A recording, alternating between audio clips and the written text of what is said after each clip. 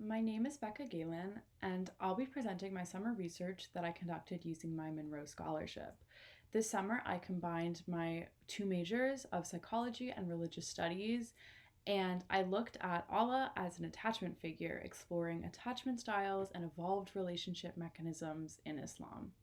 Before diving into the research, it's important to establish some of the frameworks and terms that I used when conducting this project. I used an evolutionary psychology framework which holds that human beings have something called evolved psychological mechanisms, or EPMs, in our brains that reflect how natural selection occurred in our Stone Age ancestors. The brain has evolved to function and create solutions to problems our ancestors experienced, which we now have in our modern environment. So, evolutionary psychology argues that all behavior is a mix of our ancestral brains in our modern environment. The other important framework is attachment theory, which is a system designed to promote closeness to someone who can protect us, also called an attachment figure. We develop these attachment mechanisms as young children when we form relationships with our parents, and these attachment skills develop throughout our lives. And attachment theory basically explains why we have individual relationship styles. Scholars of both psychology and religion have looked at the ways that attachment theory can be applied to religion, and they have found that a God figure can often function just like an attachment figure can. These relationships to God are formed on the basis of attachment relationships we develop with human figures. However, the majority of the work concerning religion and attachment has been done using Christianity as a paradigm, and literature on attachment theory and Islam specifically was very limited, which is how I developed the idea for my project. I began my research with the question, do the relationships that Muslims have with Allah serve as secure relationships, and does Allah therefore serve as a secure attachment figure?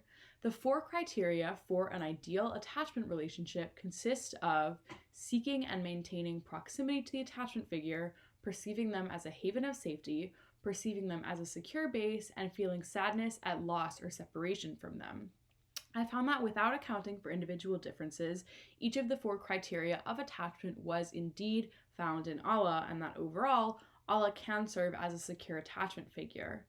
Through looking at the Quran, Allah's 99 divine names, concepts like fitra and tawakkul, rituals like prayer and moral guidelines, and more show just how much Allah can fill this attachment figure role. Allah is presented as accessible, available, responsive, loving, caregiving, and comforting.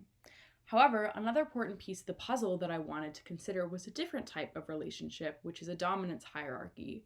A dominance hierarchy often emerges based on the individual characteristics that put someone in a leadership role.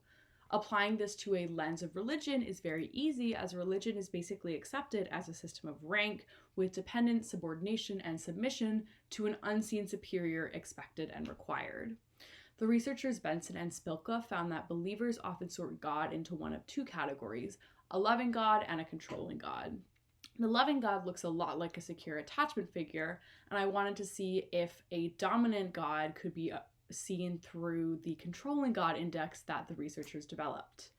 I used their emphasis on the presence of traits such as damning, rejecting, demanding, restricting, unforgiving, and rigid as found in Allah in various sources. The sources I used were the same ones, the Quran, the Hadith, the Sunnah, and some additional ones, and I discovered that it is indeed possible that Allah serves as a dominating figure instead, as many of these sources do emphasize Allah's ability to be harsh, punishing, unforgiving, strict, and more. This led me to the final question of, so is it a secure attachment relationship or a dominance hierarchy relationship? And overall, Allah could be a dominant figure, a secure attachment figure, or possibly even both. It's possible that Muslims can form a secure attachment with Allah while still viewing him as a dominating figure, which presents the importance of balancing love and fear, both in general life and towards Allah, which is sort of a key feature of Islam. Submission and dominance, and also love and closeness are all possible to be shown towards the same figure.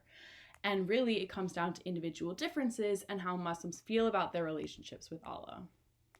One of the reasons that this research was so important to me was because the majority of work on psychology and religion is based on Christianity and Christian ideals, which leaves out an extremely large population.